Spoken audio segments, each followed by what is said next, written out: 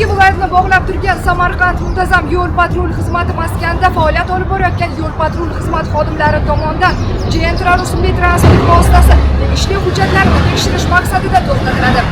Yo'lovchi sifatida kelayotgan fuqaro o'zini shubhali tutganligi bois esa u ko'zdan kechiriladi. Uning yonidan giyohvandlik vositalariga o'xshash modda topildi deyilmoqda. Hozir esa vaziyatga birgalikda oydinlik kiritamiz.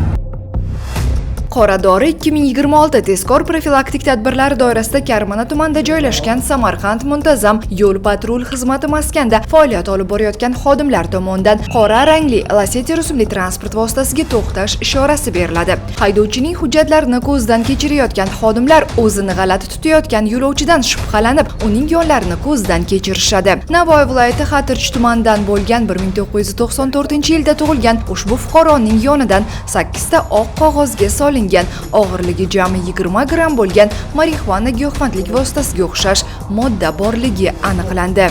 Samarqand yo'l patrul xizmati maskanida xizmat olib borish jarayonimda Samarqand yo'nalishida harakatlanib kelayotgan Gentra avtomashinasini to'xtatganimda haydovchining yonida yo'lovchi o'zini shubhali tutganligi sababli ushbu yo'lovchini tekshirib ko'rganimizda yo'lovchining cho'ntagidan hamda qo'lida ko'tarib kelayotgan sigaret qutisining ichidan o'tkir hidli marixuana moddasi borligi aniqlanib, Ichki ishlar boshqarmasiga topshirildi. Ayni vaqtda holat yuzasidan Jinoyat kodeksining tegishli bandlari bilan jinoyat ishi qo'zg'atilgan.